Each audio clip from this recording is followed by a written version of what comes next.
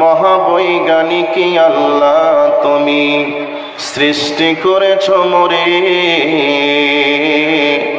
লক্ষ কোটি সাজদা জানাই তোমার কদমে বারে বারে। হাত পাও নাক কান সবই তোমার দান, অন্তর থেকে ভেসে ওঠে কথা শোনার লাগি কান। মিল নাই রে চেহারায়, নাই রে গলার স্বরে, অদ্ভুত তোমার কারিগরি দেখছি জীবন ভরে। মহাবৈজ্ঞানিক আল্লাহ তুমি সৃষ্টি করেছ মোরে, লক্ষ কোটি সাজদা জানাই তোমার কদমে বারে বারে। যে মায়ের পেটে জন্মিল শিশু, পানির পেটে মাছ, ভূমির পেটে দিয়েছ প্রভু লাখো রকম গাছ। মিল নাই রে চেহারায়, নাই রে গলার স্বরে, অদ্ভুত তোমার কারিগরি দেখছি জীবন ভরে। মহাবৈজ্ঞানিক আল্লাহ তুমি সৃষ্টি করেছ মোরে, লক্ষ কোটি সাজদা জানাই তোমার কদমে বারে বারে। মরা বৈজ্ঞানিক পারি শুধু ভাঙা গড়ার কাজ, তোমার সৃষ্টি দেখে মরা পায় গো বড়ই লাজ। মহাবৈজ্ঞানিক আল্লাহ তুমি সৃষ্টি করেছ মোরে, লক্ষ কোটি সাজদা করি তোমার কদমে বারে বারে। আত্মার মতো শক্তি তুমি রেখেছ গোপন করে, শত চেষ্টা করে তারে পারি না রাখতে ধরে। হাকিম বৌদ্ধ কবিরা যত পাগল হয়ে যায়, আত্মার মতো শক্তি মরা খুঁজে নাহি পায়। মহাবৈজ্ঞানিক আল্লাহ তুমি সৃষ্টি করেছ মোরে, লক্ষ কোটি সাজদা জানাই তোমার কদমে বারে বারে। উপস্থিত চলমান সভার নির্বাচিত সুযোগ্য সভাপতি সাহেব, উপস্থিত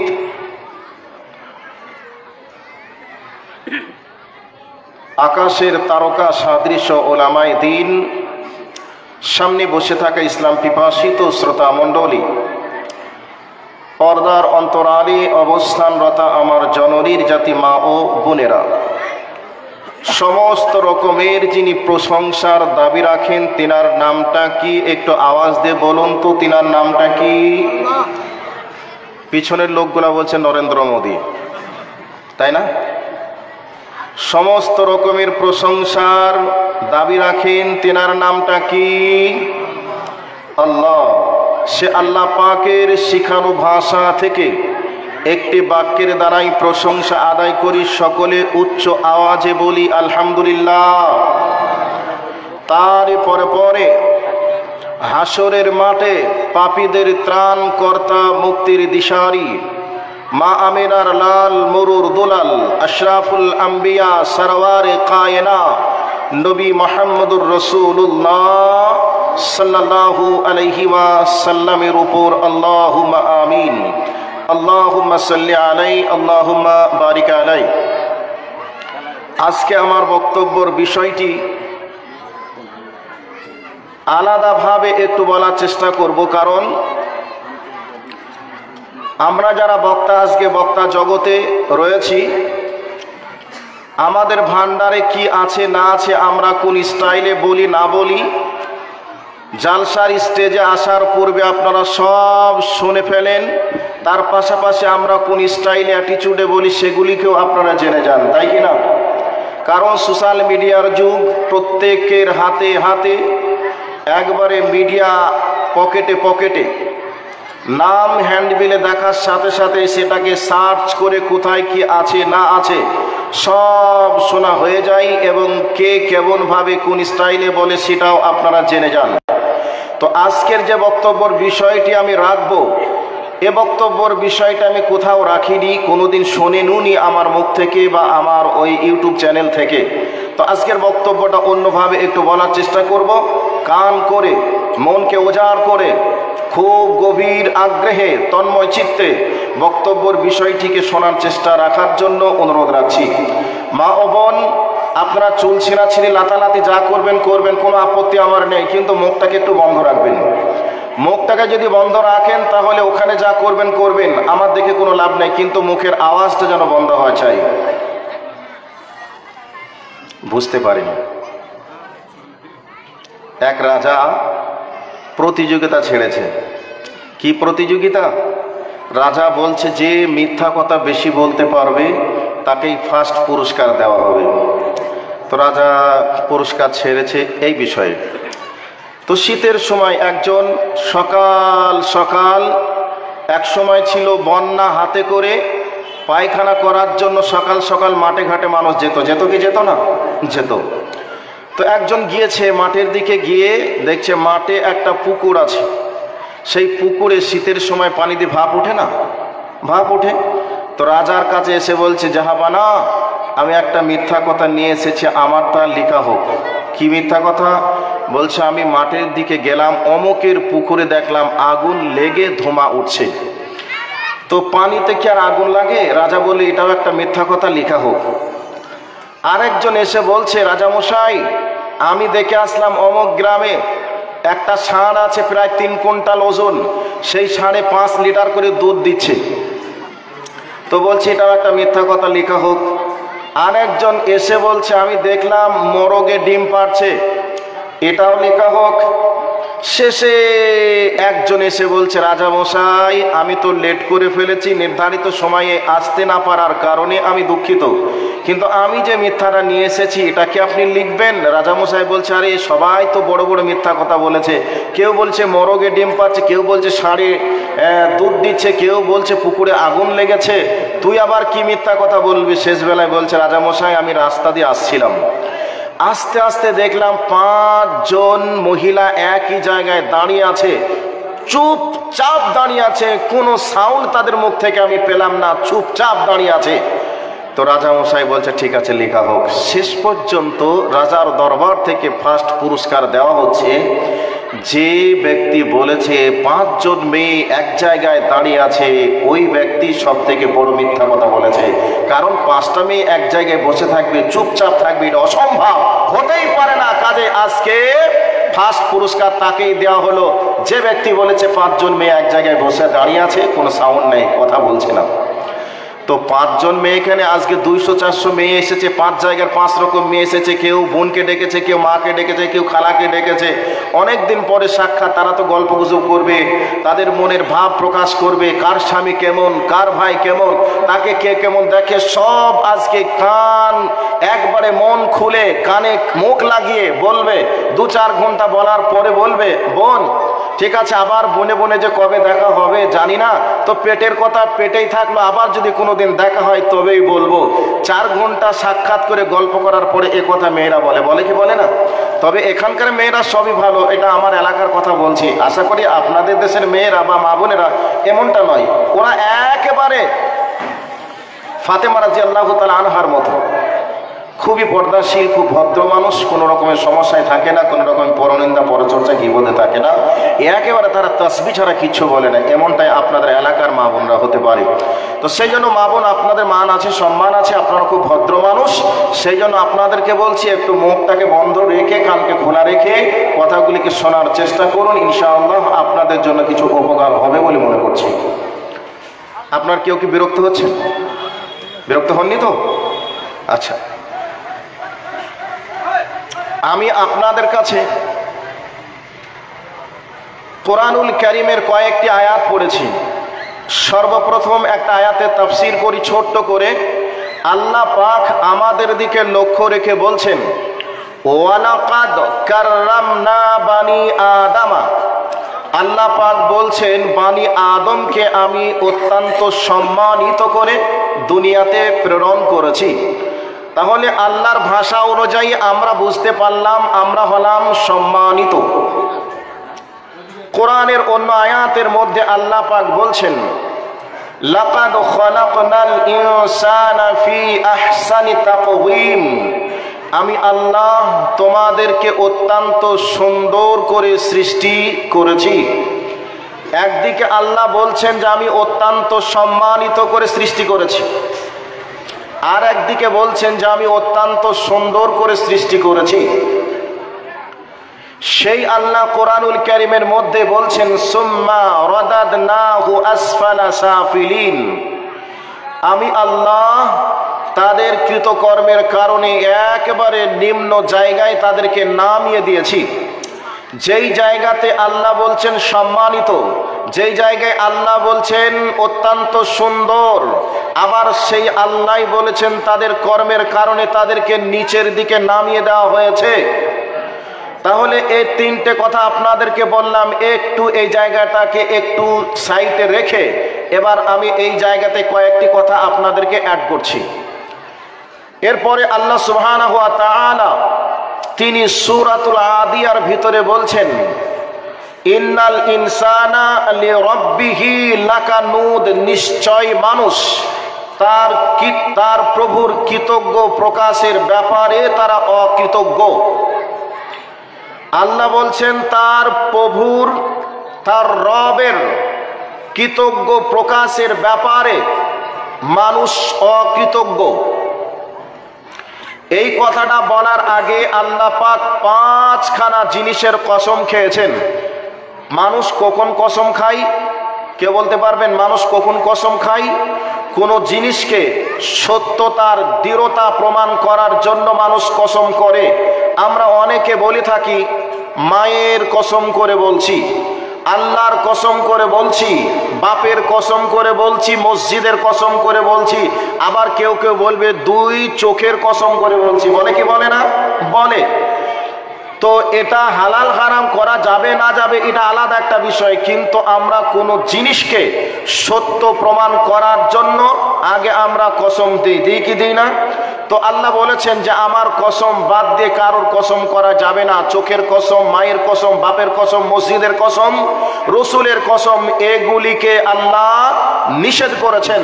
যে আল্লাহ বাদ দিয়ে, আল্লাহকে, আল্লাহর কসম বাদ দিয়ে অন্যের নামে কসম করবে সে ব্যক্তি শিরক করবে, এ কথা রসুল বলেছেন।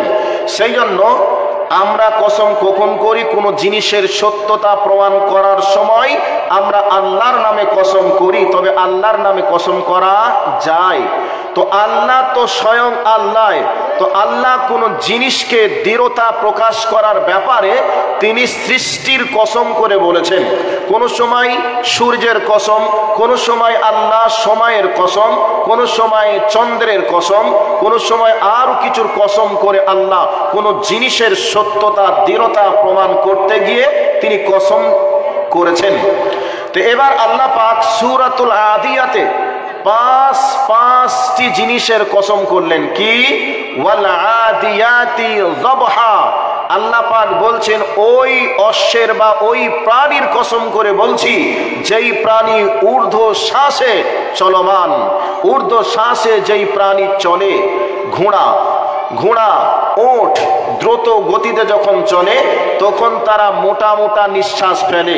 আমরা দেখি গরু, মহিষ তারা যখন ক্লান্ত হয়ে যায়, কাজ করে করে যখন হাঁপিয়ে যায়, তখন এরকম করে নিঃশ্বাস নেয় কি নেয় না? নেয়। তো এবার উট, ঘোড়া, এখানে আল্লাহ উটের কথা উল্লেখ করেছেন। উট মরুভূমির ভিতরে দ্রুত গতিতে যখন চলে তখন মোটা মোটা শ্বাস ফেলে। তো আল্লাহ পাক বলছেন ওই অশ্বের কসম করে আমি আল্লাহ বলছি যেই অশ্বের মোটা মোটা শ্বাস গ্রহণ করে। নাম্বার 2, আল্লাহ পাক তারপরে বলছেন ফাআসার নাবিহি নাকা ফাওয়াসাত নাবিহি জামা, আল্লাহ পাক বলছেন ওই অশ্বের কসম করে আমি আল্লাহ বলছি যেই প্রাণী মরুভূমির উপর দিয়ে, পাথরের উপর দিয়ে দুর্বার গতিতে চলে, তাদের খুরের আঘাতে আগুনের স্ফুলিঙ্গ, আগুনের ঝাঙ্কার বার হয়, সেই প্রাণীর কসম করে আমি আল্লাহ বলছি, একটা উটকে, একটা ঘোড়াকে মরুভূমির ভিতরে বা যদি পাথরের উপর দিয়ে দ্রুত গতিতে তাদেরকে যদি চালানো করা হয়, তাহলে পাথরের আঘাতে আর তাদের খুরের আঘাতে আগুনের ফুলকির মতো আগুন ঝরবে কি ঝরবে না? ঝরবে।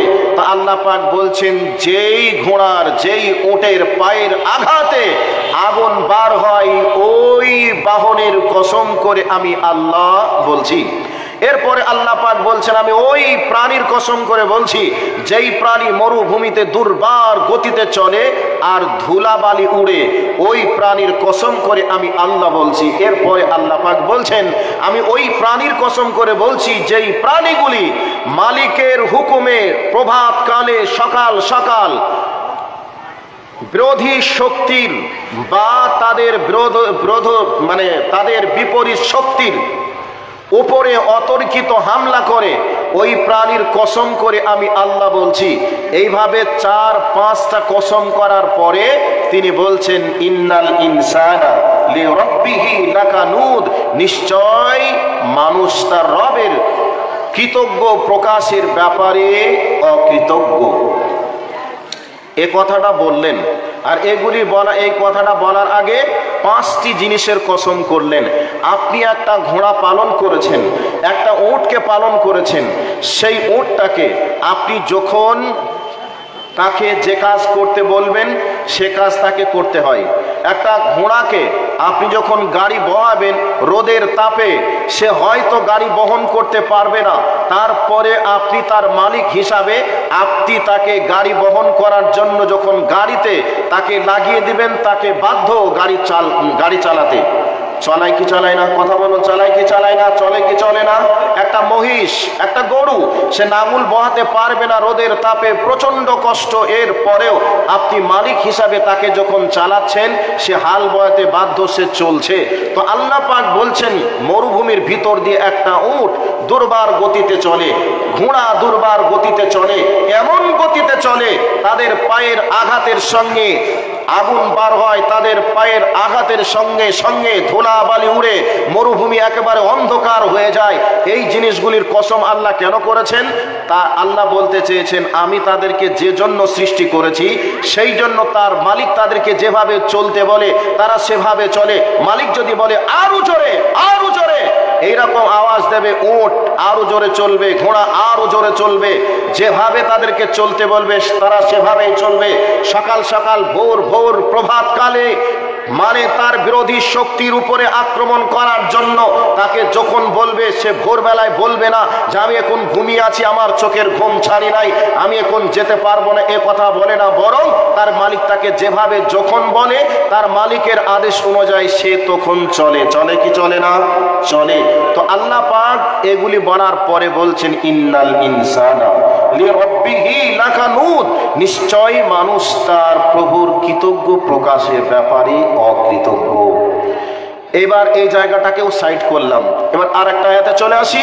আল্লাহ পাক বলছেন, ইউসাব্বিহু লিল্লাহি মা ফিস সামাওয়াতি ওয়া মা ফিল আরদি, আল্লাহ পাক বলছেন, আসমান এবং জমিনে যা কিছু আছে সবই আল্লাহর প্রশংসা আদায় করে। এবার আমার মুরব্বী বসে আছেন পাশে, এই মুরব্বীকে জিজ্ঞাসা করব, আপনারাও অনেকে আছেন তো, আপনারা একটু দূরে আছেন, আপনাদেরকে বলবো না, মুরব্বী সাহেব বসে আছেন, তারপরে আজকে সবার সভাপতি হিসাবে দায়িত্ব পালন করছেন, এই জন্য ওনাকে সাক্ষী রেখেই কথাগুলি বলবো। তো আল্লাহ পাক বলছেন, ইউসাব্বিহু লিল্লাহি মা ফিস সামাওয়াতি ওয়া মা ফিল আরদি, আসমানে যা কিছু আছে, জমিনে যা কিছু আছে, সবই আল্লাহর প্রশংসা করে। আচ্ছা, আজ থেকে 10 বছর পিছিয়ে যান। 10 বছর পূর্বে আমরা দেখতাম বা দেখেছিলাম, আজও দেখছি, সন্ধ্যা যখন লেগে যায় পাখিগুলা গাছের ডালে কিচির মিচির আওয়াজ করছে। 10 বছর আগেও করত। তাদের কি কোনো পরিবর্তন হয়েছে কেউ বলতে পারবেন কি ভাই? কথা কি বোঝা যায় না? সন্ধ্যার সময় মাগরিবের আজান হবে, এমতো অবস্থায় পাখিগুলি দেখবেন বাঁশ গাছে, আম গাছে, বিভিন্ন গাছে কিচির মিচির আওয়াজ করে। 10 বছর পিছিয়ে যান, 10 বছর আগে এই পাখিগুলা কি এইরকম করতো না এখন নতুন কিছু করছে? কথা বলুন, তাদের মাঝে কি কোনো পরিবর্তন দেখা গেছে? কথা বলুন, দেখা গেছে? যায়নি। মহিষগুলাকে আমরা দেখেছি 10 বছর পূর্বে, আমরা দেখেছি মহিষগুলাকে মাঘ মাসের শীতেও তাদেরকে নাঙল বহানো হতো, মাঘ মাসের শীতেও তাদের গোসল দেওয়ানো হতো। আজ 10 বছর পরেও তাদেরকে নাঙল বহানো হয়, তাদেরকে গোসল দেওয়া হয়। তাদের মাঝে কি কোনো পরিবর্তন লক্ষ্য করা গেছে? কথা বলুন, গেছে? যায়নি। এবার 10 বছর পূর্বের মানুষগুলি আর বর্তমান সময়ের মানুষগুলির মাঝে পরিবর্তন এসেছে কিনা একটু আওয়াজ দিয়ে বলুন তো, এসেছে কিনা? কথা বলুন ভাই, এসেছে কিনা? এসেছে। আসসালামু আলাইকুম। হ্যালো হ্যালো, এই মঞ্জুর ভাই, এটা জমিয়তে অফিস থেকে, কলকাতা থেকে ফোনটা এসেছে, দেখুন কথা বলুন তো। সিদ্দিকুল্লাহ পিএ ফোন করেছিল, লাগান দরকার হলে বলুন, বক্তব্য আছে তো। 10 বছর পূর্বের মানুষের পরিবর্তন, 10 বছর পূর্বে মানুষগুলি যেমন ছিল বর্তমান সময়ের মানুষগুলি কি তেমন আছে? একটু কথা বলা লাগবে, আছে? আচ্ছা ভাই, আপনাদের বিরক্ত লাগছে নাকি? কথা কি ঠিক আছে? তো 10 বছর পরে আমরা আমাদের অনেক কিছু পরিবর্তন দেখতে পাচ্ছি কি পাচ্ছি না? পাচ্ছি। এবার চলে আসুন, আরো 10 বছর পিছিয়ে যান। জঙ্গলে বাঘ আছে, সিংহ আছে, হরিণ আছে, এই ধরনের প্রাণীগুলিকে আমরা দেখেছি। আচ্ছা বলুন, 10 বছর পূর্বে বা 20 বছর পূর্বে মানে আপনার বাঘে কি খেত? ভাই একটু কথা বলুন, বাঘে কি খেত? বাঘে মাংস খেত, এক কথায়। আজকের দিনে বাঘ মাংস বাদ দিয়ে অন্য কিছু খায় না মাংসই খায়? কথা বলুন না কেন ভাই? মাংসই খায়, তাই না? মাংসই খায়। আচ্ছা, হরিণগুলি 10 বছর পূর্বে তারা ঘাস খেত, আজকের দিনে তারা কি বলছে যে আমরা তৃণভোজী প্রাণী, আমরা ঘাসপালা অনেক কিছু খেয়েছি, আজ থেকে আমরা এগুলি আর খেতে পারবো না, আজ থেকে আমরা মাছ মাংস খাবো, এমন কথা বলেছে? বলেছে? বলে নাই। আচ্ছা বলুন, 10 বছর পূর্বে মানুষ কি এত নিশাদার দ্রব্য পান করত? 10 বছর পূর্বে এত কি মানুষ সুদ ভক্ষণ করত? 10 বছর পূর্বে নারীদের বেহায়াপনা কি এমন ছিল না এর থেকে কম ছিল? কথা বলুন না কেন, কম ছিল না এমনই ছিল? ছিল না। 10 বছর আগে অনেকটা ভালো ছিল। 10 বছর আগে মানুষ এত সুদ খেত না। 10 বছর আগে মানুষ এত নিশাদার দ্রব্য পান করত না যত নিশাদার দ্রব্য বর্তমান সময়ে পান করছে। 10 বছর পূর্বে মা বোনরা এত বেহায়াপনা করত না। 10 বছর পূর্বে মানুষ এত সুদ ভক্ষণ করত না। তার জন্যই আল্লাহ সুবহানাহু ওয়া তাআলা তিনি বলছেন, ইন্নাল ইনসানা লিরাব্বিহি লাকানুদ, নিশ্চয় মানুষ তার প্রভুর কৃতজ্ঞ প্রকাশের ব্যাপারে অকৃতজ্ঞ। পৃথিবীতে যত প্রাণী আছে আল্লাহ সুবহানাহু ওয়া তাআলা তাদেরকে যেভাবে সৃষ্টি করেছে, যাদের রুজি যেগুলাকে নির্ধারণ আল্লাহ পাক করেছেন, সেই প্রাণীগুলি সেইভাবে চলছে, সেই প্রাণীগুলি সেই রুজির ওপরেই সন্তুষ্ট আছে। কেবলমাত্র মানুষ নামক এই প্রাণীটা আল্লাহর দেওয়া রুজির ব্যাপারে সন্তুষ্ট নয়। তারা নিজেরাই কিছু খাবার তারা বানিয়ে নিয়েছে। তারা বলছে এগুলি আমাদের আর ভালো লাগে না, আমরা এইগুলিকে খাবো। এতদিন বাপ দাদারা হালাল খেয়ে তারা কিছু করতে পারিনি, আজকে আমরা হারাম খেয়ে ইসরায়েলের ইহুদিদের থেকেও আমরা বেশি বড় ধনী হব। এই জন্যে তারা আজকে সুদের মতো জঘন্য পাপে তারা লিপ্ত হয়েছে। আজ থেকে 20 বছর পূর্বে আমার বাপ দাদারা এত নিশাদার দ্রব্য পান করিনি। বর্তমান সময়ের যুবকেরা নিশাদার দ্রব্য পান করে তারা বলছে হযরত আলীর থেকে আমি বেশি শক্তিশালী হব, হযরতে ওমরের থেকে আমি বেশি সাহসী হব, এবং আমি হযরতে ওসমানের থেকে বেশি পরেজগার হব। এই জন্যে মাঝে মধ্যে মদের বোতল টানার পরে তারা বলে আমরা মৌলবি সাহেবদের থেকেও বড় ইমানদার, মৌলবি সাহেবদের থেকেও আমরা বড় পরেজগার। এই এই ধরনের কথা মাতালেরা বলে কি বলে না? ভাই কথা বলুন না কেন, বলে কি বলে না? আমার আল্লাহ এই জন্যই বলছেন ইন্নাল ইনসানা লিরাব্বিহি লাকানুদ, নিশ্চয়ই আমি আল্লাহ বলছি নিশ্চয়ই মানুষ তার প্রভুর কৃতজ্ঞ প্রকাশের ব্যাপারে তারা অকৃতজ্ঞ। আজকে আপনি দেখে নেন, আজ থেকে 20 বছর পূর্বে যেভাবে একটা পশু প্রাণী চলেছে, যেভাবে তারা যে খাদ্য খেয়েছে সেইভাবেই আজও তারা খাচ্ছে। পৃথিবী যতদিন থাকবে তারা সেভাবেই চলবে, সেভাবেই খাবে। কিন্তু এই আশরাফুল মাখলুকাত, সমস্ত মাখলুকাতের শ্রেষ্ঠ মাখলুক যার নাম আশরাফুল মাখলুকাত মানুষ, এই মানুষটাই কেবল মাত্র আল্লাহর দেওয়া রুজির ব্যাপারে সন্তুষ্ট নয়, আল্লাহর দেওয়া গাইডলাইনের উপরে তারা সন্তুষ্ট নয়। মানুষ রচিত গাইডলাইন, মানুষ রচিত অখাদ্য খেয়ে আজকে তারা দুনিয়ার বুকে চলে তারা শীর্ষ স্থান দখল করতে চায়। এখন বর্তমান সময়ে নেতা থেকে নিয়ে শুরু করে সাধারণ মানুষ পর্যন্ত আমাদেরকে বলে, মৌলভী সাহেব আপনারা ওই 4 দেওয়ালের মাঝে বক্তব্য রাখেন, আপনারা শুধু সুবহানাল্লাহ আলহামদুলিল্লাহ বলতে বলেন। এগুলি বহুদিন থেকে আমরা করে আসছি, এগুলি আমরা বহুদিন থেকে শুনে আসছি, এরপরে আমরা তেমন কিছু আপনাদের কাছ থেকে পাইনি। আজকে আপনারা একটা ডাক্তার জন্ম দিতে পারেননি, একটা প্রফেসর জন্ম দিতে পারেননি, আজকে আপনারা একটা বৈজ্ঞানিক জন্ম দিতে পারেননি। কাজেই আপনাদের কথা শুনে লাভ নেই। কোরআন পড়ে কি লাভ আছে, হাদিস পড়ে কি লাভ আছে, মাদ্রাসা করে কি লাভ আছে, মসজিদ করে কি লাভ আছে? এই ধরনের কথা বর্তমান সময়ের মানুষেরা বলে কি বলে না? কথা বলুন, বলে কি বলে না? বলে। এবার আপনাদেরকে বলছি, আল্লাহ সুবহানাহু ওয়া তাআলা তিনি বলছেন নিশ্চয়ই মানুষেরা আমার কৃতজ্ঞ প্রকাশের ব্যাপারে অকৃতজ্ঞ।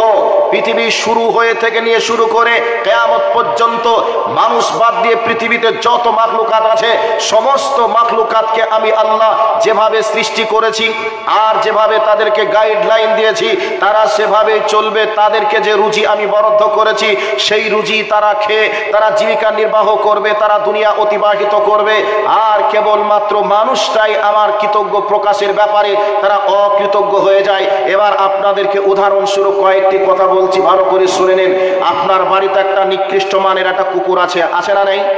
কথা বলুন ভাই, আছে না নেই? আছে। একটা নিকৃষ্ট মানের একটা কুকুর কয়েকদিন খাবার না খেয়ে তাকে ক্ষুধার্ত করে আপনি রেখে দেন। আপনার বাড়িতে একটা ছাগল আছে, ওই ছাগলটাকে আপনি কয়েকদিন না খাইয়ে আপনি তাকে ক্ষুধার্ত করে রেখে দেন। এবার দুইটা প্রাণীকে দুইটা খুঁটিতে বা দুইটা গুঁজে আপনি বাঁধুন। বাঁধার পরে ছাগলের খাবারটা কুকুরকে দেন, কুকুরের খাবারটা ছাগলকে দেন। কয়েকদিন খাবার খায়নি, ক্ষুধার্ত অবস্থায় আছে।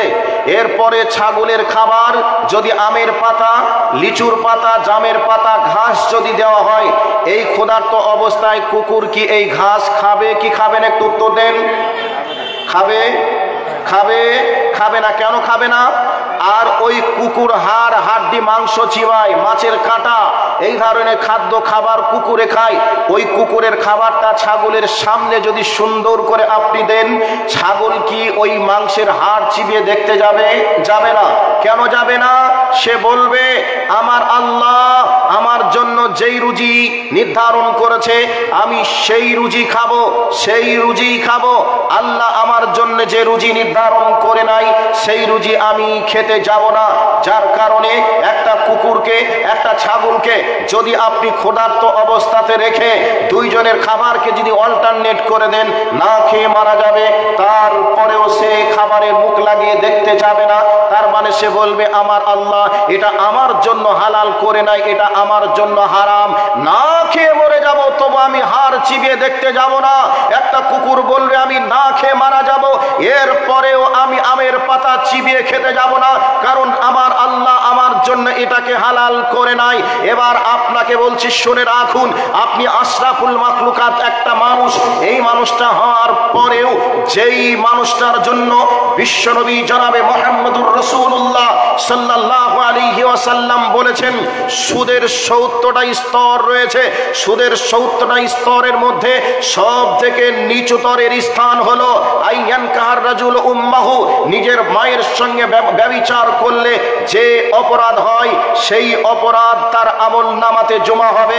যদি সুদের একটা টাকা কেউ ভক্ষণ করে, এটা মানুষ জানার পরেও আজকে মুসলমান যারা দাবি করে, শিক্ষিত সমাজ আশরাফুল মাখলুকাত হওয়ার পরেও, আজকে এই মানুষ নামক প্রাণীটা আশরাফুল মাখলুকাত হওয়ার পরে, এরপরে মুসলমান হওয়ার পরেও, এরপরে আহলে হাদিস দাবি করার পরেও আজকে সুদের সঙ্গে সম্পর্ক রেখেছে কি রাখে নাই?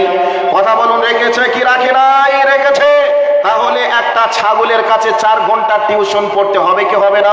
একটা ছাগল সে কয়েকদিন না খেয়ে আছে, এরপরেও সে একবার হাড়ে মুখ লাগিয়ে চিবিয়ে দেখলো না, কেন? তার জন্য আল্লাহ এটাকে রুজি হিসাবে নির্ধারণ করিনি বলেই আজকে সে না খেয়ে শুকিয়ে থাকবে, মরে যাবে, এরপরেও সে হাড় চিবাতে যাবে না। আপনি একজন মুসলমান, পানির পেটে মাছ যদি রুজি পায়, আশরাফুল মাখলুকাত হওয়ার পরে এত বড় জমিনটাকে আল্লাহ প্রশস্ত করে রেখে দিয়েছেন, এরপরেও আপনি কি না খেয়ে মারা যাবেন? না খেয়ে মারা যাবেন এই বিশ্বাসের কারণে আপনি 2 তলা 3 তলা বাড়ি বানাতে পারবেন না, এর কারণে আপনি আজকে সুদের মতো জঘন্যতম অন্যায়ের সঙ্গে আপনি লিপ্ত হয়েছেন। হয়েছেন কি হয়নি? ভাই আপনাদের বিরক্ত লাগছে মনে হচ্ছে। ইনজেকশন নিতে গেলে তো একটু কষ্ট হয়, তাই না? আর কষ্ট হয়, তারপরে রোগ সারে। তো আমি যে কথাগুলি বলছি এটা ইনজেকশনের মতন গায়ে প্যাক প্যাক করে ভুগছে, তারপরেও আপনি জানবেন যে এটা আপনার উপকার হবে। এবার আপনাকে বলি, সুদের কত বড় অপরাধ বললাম, আর একটা কোরআনের আয়াত বলি। আল্লাহ পাক বলছেন, ইয়ামহাকুহুল্লাহুর রিবা ওয়া ইউরবিয়াস সাদাকা। আল্লাহ পাক বলছেন, মানুষ মানে সুদ মানুষের সম্পদকে সংকুচিত করে, সুদ মানুষের সম্পদকে ধ্বংস করে, আর সাদাকা মানুষের সম্পদকে বর্ধিত করে। এ কথাটা আমার নয়, এটা আল্লাহর কথা। অথচ আমরা নগদ দেখতে পাই সুদ খেলে মানুষের সম্পদ বাড়ে, আর সাদকা করলে মানুষের সম্পদ কমে। কেমন? আপনার পকেটে ছিল 100 টাকা, যদি 10 টাকা দান করে দেন, তাহলে আপনার পকেটে দাঁড়াবে কয় টাকা? 90 টাকা। তাহলে 10 টাকা কমে গেল। আর আল্লাহ বলছেন সাদকা করলে, দান করলে সম্পদ বাড়ে। আর আল্লাহ বলছে সুদ খেলে মানুষের সম্পদ ধ্বংস হয়, কমে যায়, সংকুচিত হয়ে যায়। তাহলে আপনি মার্কেটে এক্ষুনি 1000 টাকা দিয়ে দিলেন, আর আপনি বললেন শতকরা 2.5 টাকা সুদ লাগবে, বা আমি উদাহরণস্বরূপ বলছি যে 1 মাস পরে 1000 টাকায় 50 টাকা লাগবে বা সুদে দিতে হবে। তাহলে 1 মাসে আপনার কাছে ছিল কত? 1000 টাকা।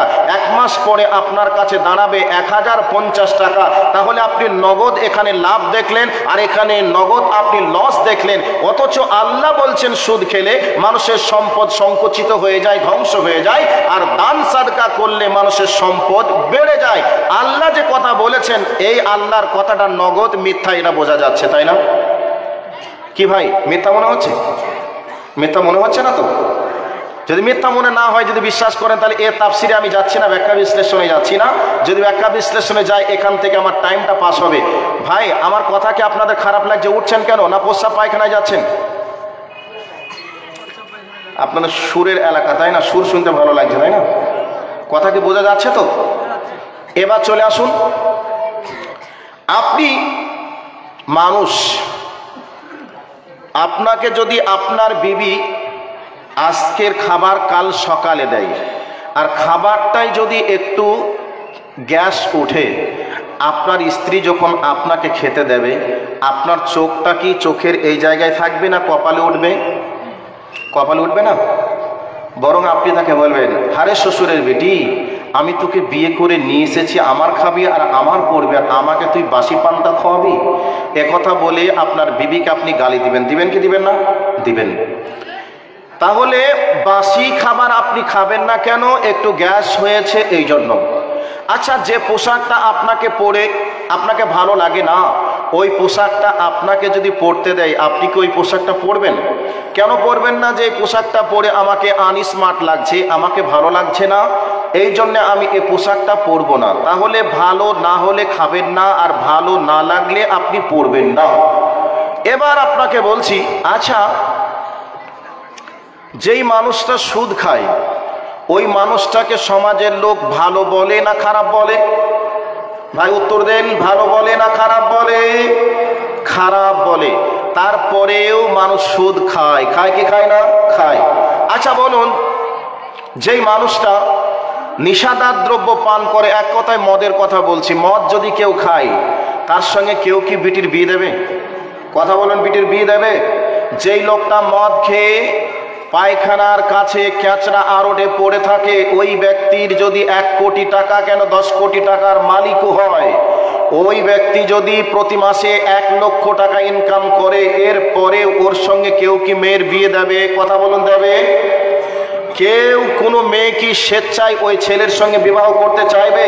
চাইবে না। কারণ সে নিশাদার দ্রব্য পান করে পাগল মাতাল, এই জন্য বিবাহ করতে চাইবে না বা চাই না। এবার আপনাদেরকে বলছি, আচ্ছা বলুন, একটা মানুষ নিশাদার দ্রব্য পান করে, এই নিশাদার দ্রব্য পান করার কারণে তার মানুষের কাছে মান সম্মান বাড়ে না কমে? কথা বলুন, বাড়ে না কমে? কমে, বাড়ে না। এবার আর একটা পয়েন্ট এখানে অ্যাড করছি, কোনো মানুষ নিশাদার দ্রব্য পান করে, তার মধ্যে বিড়ে বলুন, সিগারেট বলুন, গুল বলুন, তেরেঙ্গা বলুন, এই জিনিসগুলি যখন মানুষ ভক্ষণ করে, ওই মানুষগুলির মুখ থেকে দুর্গন্ধ বার হয় কি হয় না? কথা বলুন, বার হয় কি হয় না? বার হয়। এরপরেও মানুষ নিশাদার দ্রব্য পান করে। এবার আপনাকে বলছি, ভালো করে কান করে শুনে নেন। আপনার বাড়িতে একটা গরু আছে, আপনার বাড়িতে একটা ছাগল আছে, ওই ছাগলটাকে যদি আপনি একটা বিড়ে মুখে লাগিয়ে দেন, ছাগলটা কি বিড়ে টানবে? আপনার বাড়িতে একটা কুকুর ছিল, কুকুরের কথা আগেই বললাম, ছাগলের খাবারটা যদি কুকুরকে দেওয়া হয়, কুকুরের খাবারটা যদি ছাগলকে দেওয়া হয়, না খেয়ে মরে যাবে, এরপরে মুখ লাগিয়ে দেখবে না। তো আল্লাহ সুবহানাহু ওয়া তাআলা তিনি বলছেন, ইয়া আইয়ুহাল্লাযীনা আমানু কুলু, আল্লাহ পাক বলছেন, হে ঈমানদারগণ, তোমরা পান করো পবিত্র, তোমরা পান করো হালালান তাইয়্যিবা, তোমাদের জন্য আমি আল্লাহ যেগুলি হালাল করেছি এবং পবিত্র করেছি, ওই হালাল পবিত্র জিনিসগুলি তোমরা পান করো, এ কথা আল্লাহ বলছেন। এবার আপনাদেরকে বলছি, নিশাদার দ্রব্য পান যারা করে, এই সমস্ত জিনিসগুলিকে হালাল মনে করে না হারাম মনে করে? কথা বলুন, হালাল মনে করে না হারাম মনে করে? হালাল মনে করে না, হারামই মনে করে। এরপরেও মানুষ সেই জিনিসগুলিকে ভক্ষণ করে, করে কি করে না? করে। এবার আপনাকে বলছি, আমাদেরকে আল্লাহ সুন্দর সুন্দর, কত সুন্দর চকচকে ঝকঝকে সুন্দর আল্লাহ দাঁত দান করেছেন। এই দাঁতগুলি আজকে গুল করে, জর্দা খেয়ে, এরপরে আমরা গুটকা খেয়ে দাঁতগুলিকে একবারে তরমুজের বীজ বানিয়ে ফেলেছি। ফেলেছি কি ফেলে নাই? ফেলেছি। আচ্ছা বলুন তো, আপনার বাড়িতে একটা ছাগল আছে, আপনার বাড়িতে একটা কুকুর আছে, কুকুরের দাঁতগুলি দেখেছেন কত চকচকে, কত ঝকঝকে। এবার কুকুরকে যদি বলেন, ছাগলকে যদি বলেন, হে কুকুর, হে ছাগল, তোমার দাঁতগুলি এত চকচকে কেন বলো তো? তুমি কোন টুথপেস্ট ব্যবহার করো, কোন কোম্পানির তুমি টুথপেস্ট ব্যবহার করো বলো, যার কারণে তোমার দাঁতগুলি এত সুন্দর? সে তখন বলবে, আমি কোনো টুথপেস্ট ব্যবহার করিনি, কোনো পাউডার ব্যবহার করিনি, কোনো দাঁতনও ব্যবহার করিনি, আমি নর্দমার খালে খন্দকের পানি পান করি, শুধু এই জন্য আমার দাঁত পরিষ্কার, আমার দাঁতে কোনো রকমের আয়রন নেই, কোনো রকমের জীবাণু নেই। আমার আল্লাহ আমাকে যে জায়গায় থাকতে বলেছেন আমি সেই জায়গাতে থাকি, আর আমার আল্লাহ যে খাদ্যটা আমার জন্য বরাদ্দ করেছে আমি সেই খাদ্য খাই, অন্য কোনো খাবারে মুখ লাগাইনি। আমার জন্য আমার আল্লাহ যে খাবারগুলিকে হালাল করেছেন আমি সেই খাবারের উপরে সন্তুষ্ট আছি আর সেই খাবার খাই। আমাকে যেই খাবারগুলি আল্লাহ হারাম করে দিয়েছে ওই খাবারে আমি কোনোদিন মুখ লাগাইনি।